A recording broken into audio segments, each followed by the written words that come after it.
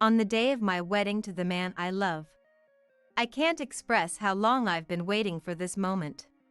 But storms can hit without warning. I'm sorry. I'm pregnant with his child. Surrounded by well-wishers, I was ready to pledge eternal love. On this sacred day, my own sister hit me with the cruelest revelation. Even Dad, who I thought would be on my side, defended her. Why did this happen? What have I ever done? As I was drowning in despair, things took a turn I could have never anticipated.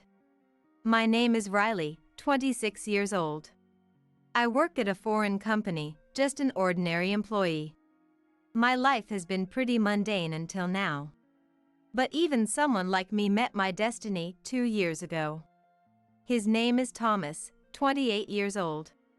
I met Thomas at a client's company, and we're currently engaged. We started dating when Thomas made the first move. After a year and a half, he recently proposed. Thomas isn't just great at his job, he's also well respected.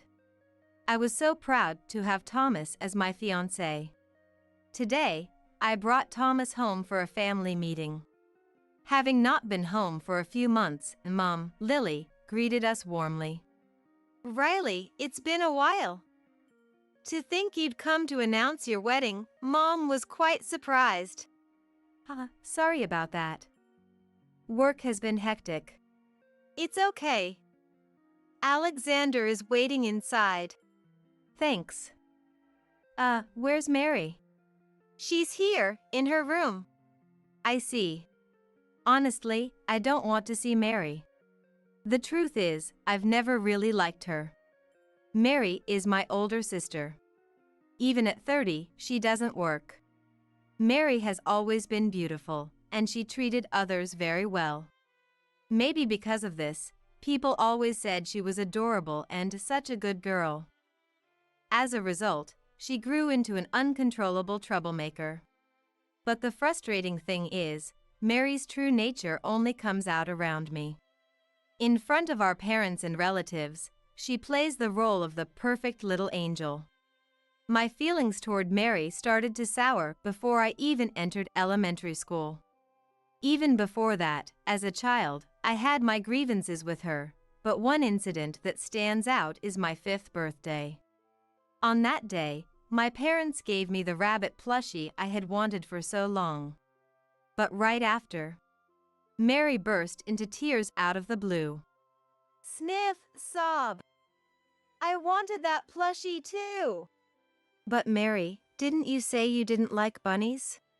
I do like them. You copied me, Riley. It's so unfair. No, that's not true. I've always loved bunnies. Liar. Riley, do you hate Mary that much? Mary sobbed uncontrollably, making the atmosphere tense. What made things even more complicated was that Dad, Alexander, doted on Mary excessively. Whenever Mary and I had a falling out, Dad always sided with Mary. Of course, this time was no different. Dad forcefully took the rabbit plushie I was holding and handed it to Mary. Dad, that's the one I just got. Listen, Riley. You're the younger sister. Mary comes first, so give it to her. But I've wanted that bunny for so long.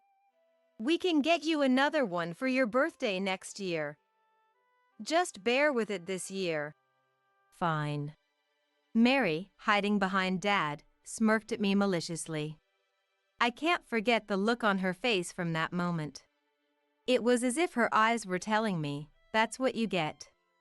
A few days later, I found the plushie that Mary had taken, dirty and discarded, in the trash. Crying, I went to Dad, but he dismissed me, saying, "You're the younger sister. Deal with it." From then on, I gave up expecting anything from my family. After that, Mary would frequently torment me, and whenever we argued, I was always painted as the bad guy. Mom always stepped in to defend me, but Dad continued to shower Mary with affection regardless. Because of Dad's incessant spoiling, Mary never held down a job and still lived a carefree life at our parents' house. She would work part-time jobs briefly, only to quit soon after, and whenever she needed money, she'd beg Dad. Each time, without reprimanding her, he'd give her an allowance. Mom grew tired of Dad's behavior and stopped intervening. Because of our past, I despised Mary and didn't want to see her. The mere thought of her causing another scene filled me with dread. Despite my anxiety, I headed to the living room with Thomas. But only Dad was sitting on the couch. Mom prepared some coffee, and the conversation shifted from casual chit-chat to talk of the wedding. As we discussed the wedding date, I heard footsteps coming down from the upstairs staircase. Oh no. Now? I'd prefer she not meet Thomas. But my fear quickly became a reality. Mary, wearing a revealing outfit, entered the living room. Feigning sweetness, she addressed me. Oh my! Riley, long time no see. Mary, we're discussing something important. Can you come back later? What's going on? Am I being excluded from some secret conversation? It's just about the wedding. The wedding? So, the guy over there is your fiancé? Mary approached Thomas, saying sweetly, I'm Riley's sister. With a warm smile. Thomas seemed somewhat charmed by her. Biting back my urge to shout, I stood up. In an attempt to suppress my anger, I left the living room and headed to the bathroom. Why does it always have to be like this? Mary's always in my way. And Thomas better not be falling for her. I took a few deep breaths to calm myself. Returning to the living room, I found Mary and Thomas deep in conversation, laughing together. Witnessing that scene, the anger I'd been suppressing surged instantly. I gathered my things and called out to Thomas. Thomas, we're done here. Let's go home. Huh? Are we leaving already? What about the wedding plans? I'll contact Mom about it later. Can we just leave now? All right. Alexander, Lily, Mary, it was nice seeing you all. As we tried to exit the living room, Mary ran up to Thomas. Come back soon, she said, flashing a big smile. It irritated me. I had told Thomas about Mary before. Yet seeing him so taken with her, I felt anger again. On the way home, I broached the topic with Thomas, trying to dispel my anger and anxiety. Thomas, you remember what I told you about Mary, right? Yeah, I do. But based on our chat today, she seems nice. That's the thing. She's like that with everyone but me. Please, don't be so easily fooled. Hey, I'm not easily swayed. The only one I love is you, Riley. I wouldn't fall for any temptations. I trust you. Yet, recalling Thomas's expression around Mary earlier, I still felt unease. I think we should avoid visiting my family home as much as possible after we're married. After that, we didn't discuss Mary and simply enjoyed our time together. Our wedding preparations were well underway, and I was too busy to dwell on anything else. Then, the big day arrived. My wedding dress, which I'd tried on many times and finally chosen. Makeup slightly bolder than usual, and a subtle tiara. The once-in-a-lifetime event. The day I'd long dreamed of came faster than I thought. Thomas looked tense. Of course, I felt the same nerves. But more than that, I was overwhelmed with joy that we were finally becoming husband and wife. After the ceremony, as a whirlwind of emotions engulfed me, we transitioned to the reception venue. After the groom finished his speech and the meal began. Suddenly, Mary, seated at the family table, broke down crying loudly. Everyone's attention was on her. When Dad asked her what was wrong, Mary dropped a bombshell. I have something to apologize to Riley for. Apologize? What are you? Riley, I'm so sorry. I'm pregnant with Thomas's child. What? I couldn't process this unexpected revelation. Yet Mary's words echoed in my mind. What did she just say? Pregnant with Thomas's child? Mary? But Thomas is my fiancé. I cautiously looked over at Thomas, seated next to me. His face was pale, and he was sweating, looking down. In that moment, it hit me. What Mary was saying was true. Suddenly, my vision blurred, and I couldn't control my body. Then, everything went black. How much time had passed? Coming to, I found myself lying on a sofa in the venue's waiting room. There was a slight headache. Then, Mom approached, handing me a bottle of water. Really? Thank goodness. You're awake. Mom, what happened? That must have been tough.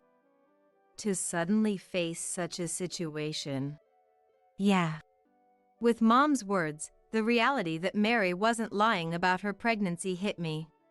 It seemed like Mary had managed to take something precious from me again.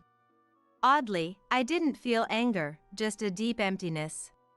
Before I knew it, tears began to flow, and overwhelming frustration consumed me. Mom hugged me tightly, trying to console me. Riley, it's okay. It's going to be okay, all right? Don't cry. Mom, Rest for now. We'll talk about everything properly later. For the next few days, I stayed somewhere else with Mom. The thought of returning to the family home with Mary or the apartment I shared with Thomas was unbearable. A few days later, I started to feel better, and my emotions began to stabilize. Upon telling this to Mom, she decided it was time to sit down and talk with Mary and Thomas at our family home. Seeing Thomas after such a long time, he looked worn out and pale. Contrasting his appearance, Mary seemed smug and triumphant.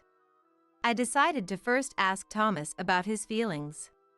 So, what's the plan now?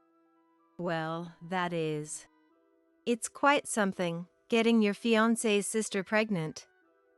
I'm too stunned to even blame you. I'm sorry. But I love Mary. I can't marry you, Riley.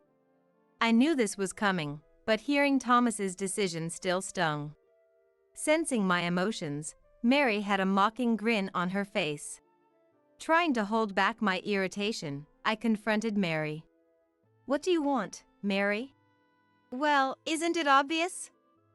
I want to marry Thomas for our baby's sake. You're serious? You do know he was my fiancé, right? So? Even after all this, you still want to marry Thomas? That's... Perhaps because Thomas chose her, Mary seemed certain she had no competition left. Her apologetic face at the wedding venue was nowhere to be seen, replaced with a hateful smirk. Talking further is just a waste of time. Feeling resolved, I took a deep breath to end the conversation. But Dad, who had been listening to our conversation, spoke up. Riley, you understand, right? Dad? What are you talking about now? You've always been told to give way to your younger sister, haven't you? What's your point? Hand over Thomas to Mary. To begin with, there's a reason he cheated on you. In that instant, something inside me snapped. All this time, give it to the younger sister because she's younger? This is so unjust. I won't put up with it any longer. I'll get my revenge. I planned to demand compensation from Mary and Thomas and get a restraining order against Dad for past abuse. But before I could act, it was Mom who stepped forward. She stood before Mary and smiled gently. Mary, first off, congratulations on your pregnancy. Thanks, Mom. This will be your first grandchild. Grandchild? Don't make me laugh. You're no longer my daughter. What? Mom, what are you saying? How could you stoop so low as to steal your sister's fiancé and get pregnant by him? You're no better than a monster. Mary, hearing the stern tone from Mom, a side she'd never seen before, shrank back in fear. Dad, concerned about Mary, stepped in to intervene. Hey, what's gotten into you? This is hard on Mary. Hard on her? At that moment, Mom stood directly in front of Dad, gripping his shirt tightly. Enough is enough. What on earth are you talking about? What's your deal? Why are you acting like this? How can you say it's hard on Mary? Don't you see how Riley is the one truly suffering here? Calm down. Mary isn't the only one at fault here. Riley played her part in this too. Dad kept trying to defend Mary. But Mom had had enough. She released her grip and said, I don't ever want to see Mary again. And we're getting a divorce. What, divorce? Yes. Why would I stay in a family with someone so heartless? If you understand, then please leave. But, am I joking? Absolutely not. Can't you see how much you've hurt Riley? And if you ever try to harm my precious daughter again, even if you're family, I won't hesitate to take you down. Got it? Mom's forceful words turned Dad's face pale. And for a good reason. If he were to be kicked out, he'd have nowhere to go. Because the house, passed down from Mom's grandparents, was in her name. Dad had married into the family with wealthy landowners. But after the grandparents passed, he became more dominant, disregarding Mom's opinions. He always said, I'm the one supporting this family. Probably getting too arrogant after the grandparents' passing. He probably got arrogant after the grandparents passed away. And he completely forgot one crucial detail. The house was inherited from the grandparents and was under Mom's name. Realizing the predicament he was in, Dad knelt before Mom, repeatedly apologizing. I was wrong. Please forgive me. I won't side with Mary again. Just don't kick me out. But Mom was resolute. She began packing Dad's belongings. Once packed, she threw his stuff outside. Here, sign the divorce papers and leave. I don't ever want to see your face again. But, move it. Or I'll take this to court. Gulp! Startled by the word trial, Dad hurriedly began signing the divorce papers. He then loaded his numerous belongings into the car and left the house. Left behind in the room were Mary and my ex-fiancé, Thomas. Thomas looked overwhelmed by Mom and was trembling. How pathetic. Why did I ever consider marrying such a person? On the other hand, Mary seemed to have a smidge of arrogance left. I said to her, very clearly, You know, I'll be expecting full compensation from you. What? Compensation? We're sisters. Excuse me? Think that matters now? You stole my fiancé. That's a fact. But I can't believe you. I don't even have a job. Instead of apologizing, Mary was still trying to justify her actions. Seeing such a pitiful sight, I was utterly disgusted. Finally, I let loose, expressing all the resentment I'd been holding in. Stop making excuses. Whether you work or not, I don't care. Who's to blame for all of this? It's the result of your shameless affair. And after all the trouble you've caused, you still act so self-righteous. Wait, please. I apologize. Just, please, no compensation. Sorry, so please forgive me? You think I'm a fool? Who would forgive with such a shallow apology? I've put up with your crap for years. But enough is enough. Being related to someone like you is just embarrassing. Got it? I won't show any mercy. No matter how much you cry or beg, I'll come after you with everything I've got. Mary broke down, begging and pleading. But of course, forgiveness wasn't an option. Like Dad, Mom packed up Mary's stuff and threw it outside. When Mary and Thomas were reluctant to leave, Mom and I forcibly evicted them. After that, Mom and Dad divorced. My engagement with Thomas was called off. I hired a lawyer and demanded compensation from Mary and Thomas. For Thomas, I required that he cover all the wedding expenses. Mary went into debt, and Thomas exhausted all his savings to pay the compensation. But word of Thomas's affair spread throughout his company, as colleagues were present at the ceremony. Consequently, he was shunned and, unable to bear the humiliation, he resigned. I wonder what kind of life awaits the unemployed couple, especially with a baby on the way. I don't wish ill on others, but in their case, I hope they face endless misfortunes. As for me, I moved out of the apartment I shared with Thomas and began living with Mom. Spending time with Mom has been enriching. Surprisingly, I feel refreshed despite the recent breakup. All thanks to Mom, who fiercely protected me. Will I ever love someone again? If I do find someone in the future, I hope they are someone who can make Mom proud. A housekeeper who doesn't even cook is grounds for divorce, right? Benjamin, my husband, punched me in the stomach. I don't think he put much force into it. But that's where my precious baby is. Hey! Stop it! I was so surprised by Benjamin's unexpected behavior that I overreacted.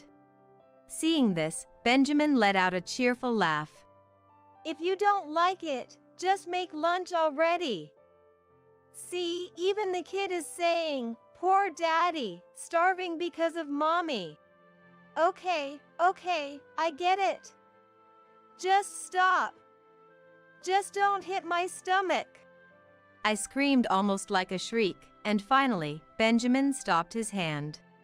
I'm tired. Just do as you're told from the start. Make it quickly, right now. Satisfied with his own words, Benjamin looked up with content. And then, he froze as he looked at the computer screen in front of him. What? Somehow, I got off the chair, kept Benjamin at bay with scissors nearby, and said, "This time, I won't let you make excuses. Well, not that you'll need to. This has to be a lie. I won't let him get away with excuses this time. I'll expose his true nature for sure. My name is Evelyn, I'm 29. I work at an electronics manufacturer, but I'm currently on maternity leave, so I'm almost like a housewife. I say almost because there's a reason. I do some chores and participate in irregular remote meetings. That's the only thing I insist on. The reason is, I handed over the project I was involved in to my junior when I got pregnant. I wanted to know the progress, so I insisted on participating. But I hardly ever speak up, it's more like I'm just observing. Still, I was happy to participate and know how the project is progressing. But that's just working for free. It's a waste of time, you should quit. The one grumbling with dissatisfaction is my husband, Benjamin. He's 36, 7 years my senior. Originally, he was my boss at work. Benjamin, competent at his job, was always relied upon by those around him. Furthermore, I was struck by his kindness and guidance, and before I knew it, I was drawn to him. It was considered lucky to have married someone like Benjamin, and many envied us, but after we got married, he changed. Don't say things like that. My job is just doing odd jobs and attending meetings, you know? Sometimes I'm just observing. That's a waste of time.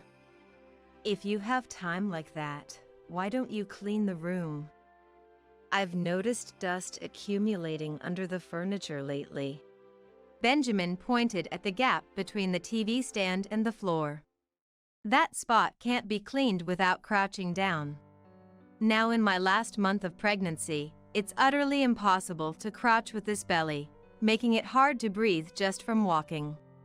So, indeed, I've neglected cleaning in some areas. I do what I can, but I'm sorry. Normally, a wife's parents would come over to help with the housework at a time like this. But you don't have that, do you? Benjamin said this with a sigh. My heart ached. My parents died in an accident 10 years ago. It's been 10 years, but it still feels like just yesterday. Yet, Benjamin carelessly belittles me for not having parents like now. And I always ended up apologizing.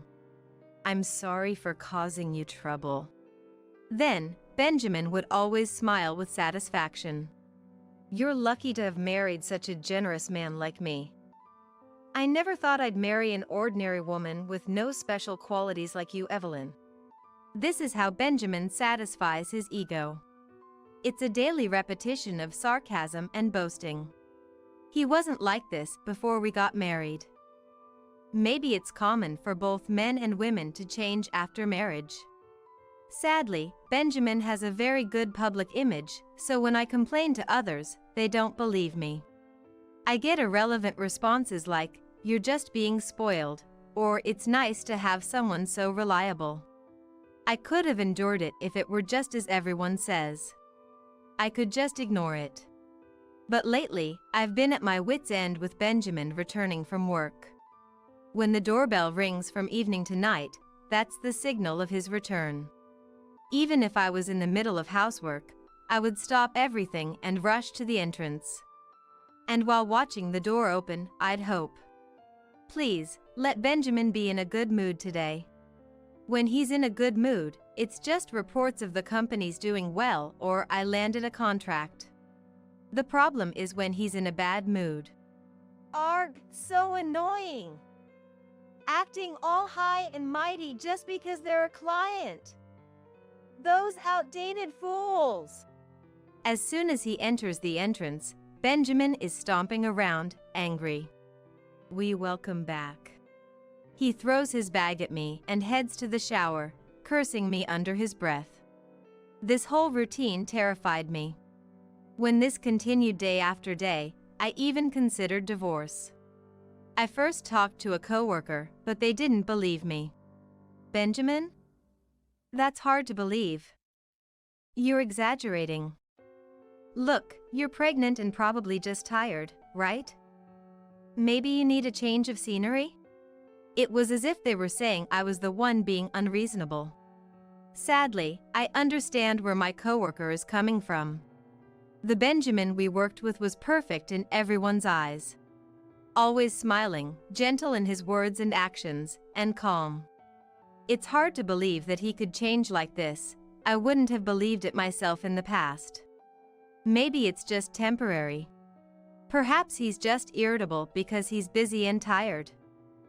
I decided to think positively. It's not like he's physically harmed me.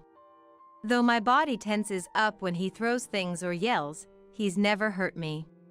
I'm sure someday Benjamin will be as kind as before.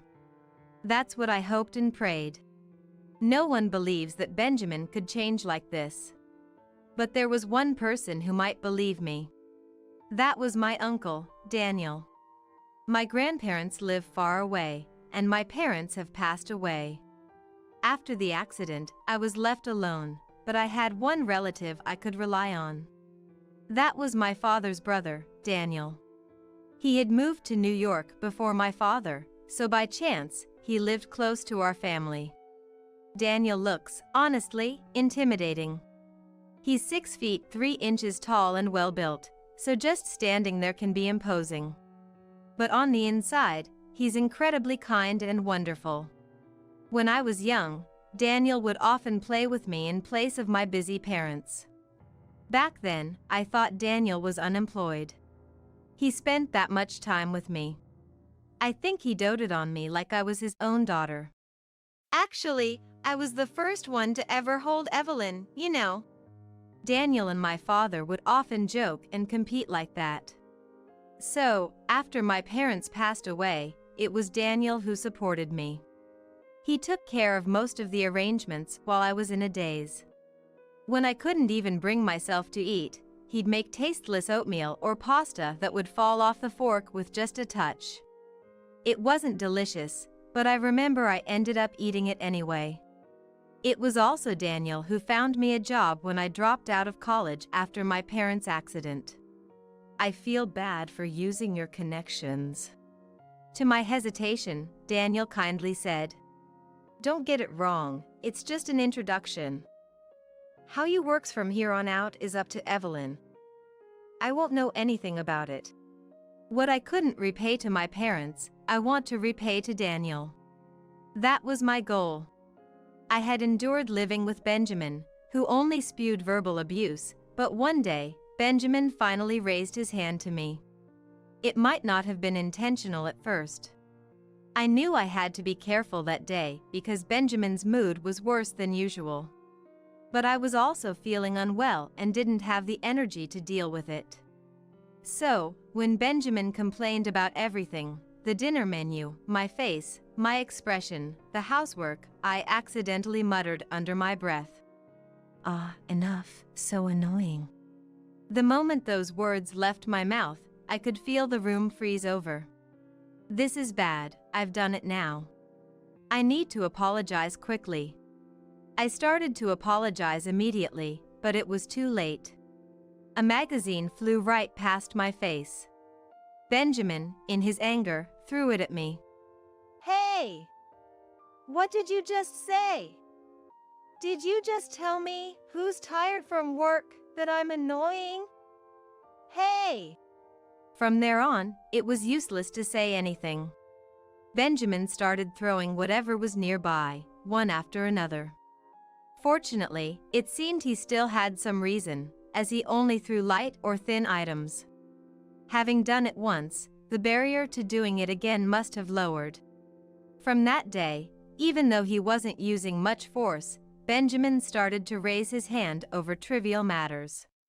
Scared, I thought of consulting Daniel. Actually, Daniel works at the same company as us. He introduced me to this company because he could be more accommodating if it was his own company. Benjamin never mentioned Daniel, so he probably doesn't know we work for the same company. But I had introduced him before, so he was aware of Daniel as part of my family. I was sure Daniel would believe me. I had something like a conviction about it.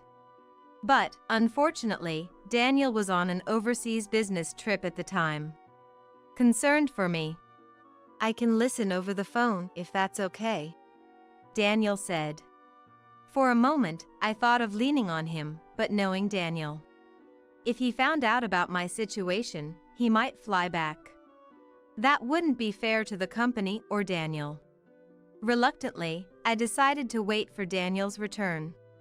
I tried consulting coworkers and friends, but no one believed me, as expected. Moreover, somehow, the fact that I was talking about Benjamin reached him. Benjamin then said, "I meant it as a form of affection." He apparently said this with a lonely smile. Everyone completely believed this excuse.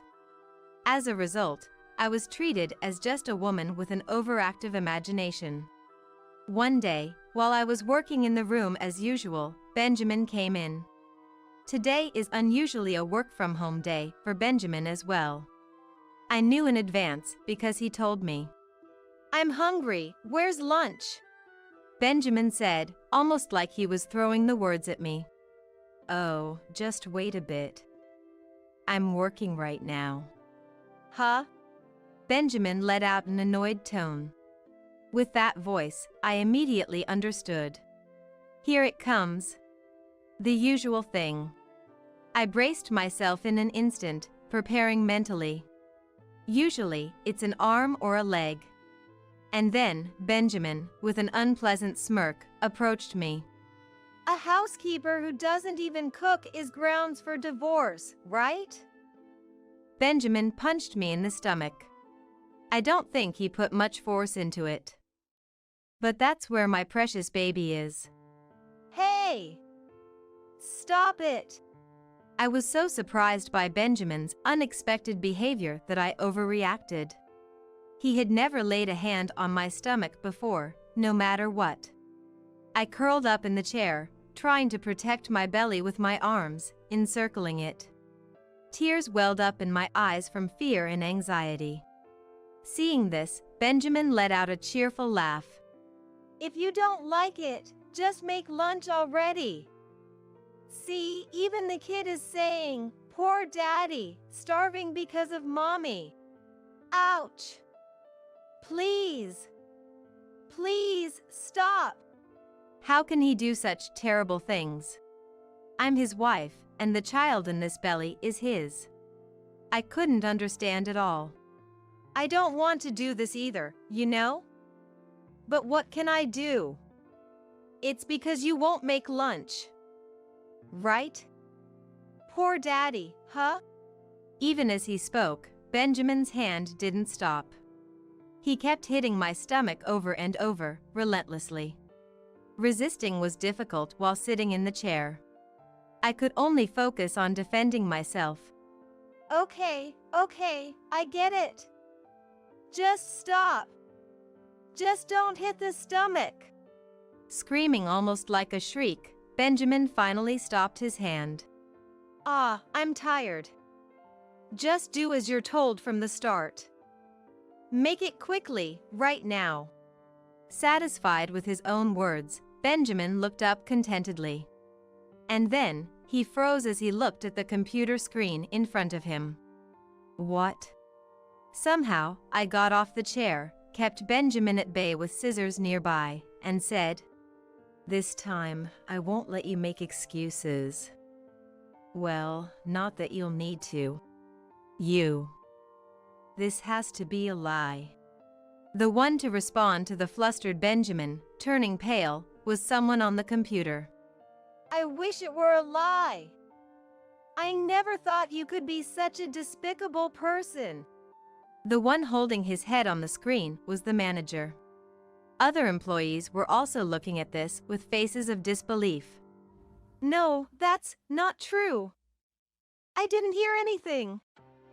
That's right. I was framed. I was deceived. Trying to ingratiate himself, Benjamin clung to the computer. That sounds terrible. I told you, didn't I? I'm working, so wait a bit. I haven't lied or deceived anyone. So, then you should have clearly said you were in a remote meeting. Then I would have. Benjamin started to say, but caught himself. He was about to say, "Then I wouldn't have hit you." Benjamin, who cares so much about his public image and how he's perceived by society. The cunning and sly Benjamin wouldn't even utter a harsh word at the company, let alone raise a hand. That's why no one believed me when I complained. I felt a sense of despair at that time. But then I thought a bit. If they wouldn't believe me, I needed proof. Knowing there was a remote meeting while Benjamin was working from home, I had secretly plotted to expose his true face. I just hadn't expected him to aim for my stomach. That was a lapse in judgment on my part. Anyway, everyone at the company is a witness now. You can't talk your way out of this. I want a divorce. I don't want to see your face ever again. But, Evelyn, I can't without you. As Benjamin let out a pitiful voice, the doorbell chimed. Trying to head there, Benjamin blocked my way, trying to stop me. Wait! We're in the middle of talking. Is it okay to raise your voice like that? The computer is still connected, you know? Ah. Distracted and flustered, Benjamin let me slip by him towards the entrance. But just before I could get away, he caught up and grabbed my arm. Stop! Let go! This spot is out of view from the computer. Perfect. Hey, we need to come up with an excuse together. Should we say it was a prank? That's the safest bet. It'll be more believable coming from you, so you tell everyone. No way! I'm tired of watching your face, being worked like a slave, and living in fear. Help me. Just as I screamed inside, I heard a noise from the entrance, and then the door burst open, and someone entered. Seeing who it was, I collapsed on the spot in relief. Are you okay, Evelyn? Daniel. It seems Daniel was secretly participating in that meeting too. He must have rushed over immediately after seeing the video. It was fortunate that the entrance door was unlocked. Are you hurt? How's your stomach? Daniel rushed to my side and pulled me away from Benjamin as if rescuing me. Then, shielding me with his own body from Benjamin, he hid me behind his back. Thanks to Daniel's broad back, I couldn't see Benjamin anymore. Likely, Benjamin couldn't see me either. Daniel, Evelyn's uncle, right? Long time no see. Peeking around Daniel's back, I saw Benjamin trying to force a smile and nodding in greeting. Daniel straightened up and looked down at Benjamin. Being considerably taller, Daniel made Benjamin look very small and frail. Evelyn, can you stand? You should rest on that sofa over there. Ignoring Benjamin, Daniel supported me and moved to the sofa. Sitting down provided some relief. Benjamin tried to approach me, but Daniel stopped him with a threatening look. After you rest a bit, let's go to the hospital just to be safe. That's an overreaction. It was just a little nudge. That's part of affection, a couple's touch. How could anyone think that way about what happened? You be quiet. We'll have a thorough discussion once we've confirmed that Evelyn and the baby are safe. Don't worry, the meeting was recorded. So you saw that because you're with the same company. Benjamin made a fist in frustration and fell silent. Evelyn, you married quite the man. I felt sorry facing Daniel's stern look and sigh, unable to say anything. The hospital visit confirmed that the baby was fine. Relieved, I felt my whole body relax. Then, Daniel, Benjamin, and I decided to head to the company.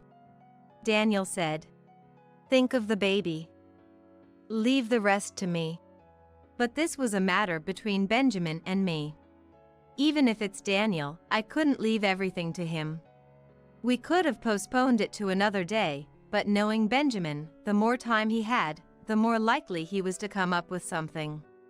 Now in the last month of pregnancy, with labor possibly starting at any time, it was best to resolve this quickly. I am a mother. I have a duty to ensure this child can be born into a safe environment. Upon arriving at the company, we were immediately led to a separate room. Daniel must have contacted them in advance. The employees present at the meeting must have also given their testimonies. In the large conference room were the meeting members, Benjamin, Daniel, and me. I took my bag from Daniel and pulled out the divorce papers. I had gotten them from the municipal office a long time ago and kept them in my bag. Benjamin looked puzzled for a moment, but then forced a troubled smile. I admit I did things that could be misunderstood. It's my fault too, so I'll accept the divorce. I have no problem with the compensation in the divorce court, and I'll pay child support. Perhaps because he was in front of everyone, Benjamin seemed unusually understanding.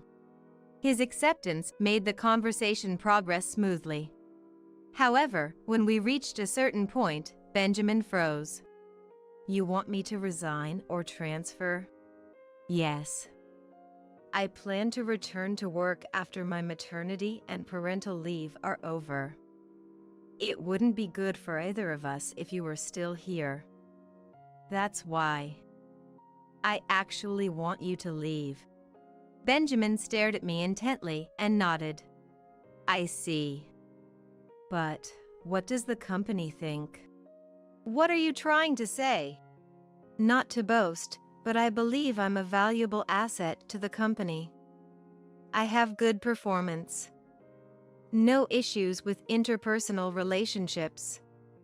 Plus, I have a wide network among peers and clients. Indeed, the outwardly competent Benjamin could be considered an ace at the company. He was what you'd call a key player. He was so well regarded that it was said it was only a matter of time before he became an executive. On the other hand, you, for better or worse, is just an ordinary female employee. Oh, I'm not trying to belittle you. Just stating the facts. I understand. Moreover, as a mother of a young child, inevitably you'll take more leaves. You'll probably end up inconveniencing the company, coworkers, everyone. This was something I had considered since becoming pregnant. Without parents, I had no one to rely on. In any situation, I had to manage on my own. While it's an unavoidable circumstance, to the company, I might be seen as a troublesome employee. I couldn't help but understand what Benjamin was trying to say. He implied that the company would choose him, the valuable ace, over me, who brought the inconvenience of potential risks, even though he had caused this issue. See? So the best thing is to forget all this and get along again.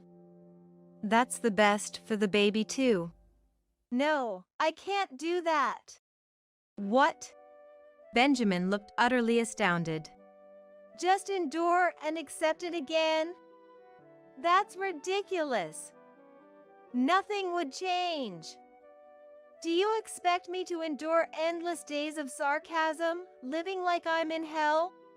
At my words, employees whispered among themselves, looking puzzledly at Benjamin. Especially the female employees glared at him coldly. Well, sure, we had our disagreements as a couple. But it goes both ways. That's both ways? The balance is off. I was always the one being hurt. Benjamin seemed unable to hide his agitation against my counterattack. You're like a completely different person. What happened to you, Evelyn? That's right. I've been enduring until now. I had hoped that maybe you would change someday. But I never thought you'd lay a hand on our child. The onlookers' gazes sharpened even more. Benjamin forced an awkward smile, his forehead beading with sweat. Evelyn, that's because... Getting back to the point, shall we leave it to the company to decide who should leave? Oh, yeah. Perhaps convinced he would be chosen. Then, I'll go ahead and submit these divorce papers now. From this moment, you and I are strangers. Wait, Evelyn, I mean... Goodbye. I wanted to get away from him as quickly as possible. With Daniel by my side, I submitted the divorce papers. Despite Benjamin's strange confidence, it was certain he would be the one to leave. Although it felt slightly underhanded, Daniel is, after all, the CEO of our company. With the CEO on my side, the outcome was clear. It does feel a bit unfair, though. Muttering this, Daniel furrowed his brows sternly. What's wrong with that? The fault lies with that man. To think he doesn't even remember the face of his own company's CEO and yet dares to call himself a valuable asset. The nerve! I vented a little to Daniel. Daniel was red in the face with anger. Thanks to our talk, I felt much lighter. So, on the drive back from the city hall, we talked eagerly about the arrival of my child. I had no more worries. Now, I could give birth in peace. A few days later, I gave birth safely. It was a beautiful baby girl. Daniel came to the birth as well, shedding tears like he was welcoming his own grandchild. From Benjamin. I want to meet her too. I received a message. Has he forgotten what he did before our child was born? It's too dangerous for you to meet her. I replied, keeping a safe distance. While I'd prefer to cut ties completely, I left WhatsApp open as an escape route to avoid provoking him. He sends updates almost daily. After being fired, he managed to find employment in the same industry. However, due to the nature of the industry, rumors about Benjamin had already spread. Everyone's cold to me, and I can't find a girlfriend, he lamented. According to a coworker, I'll never meet someone as good as Evelyn again. Benjamin reportedly regretted his actions. If that were true, he shouldn't have done what he did. Currently, Daniel and I are discussing names for the child. We're struggling to come up with a good one.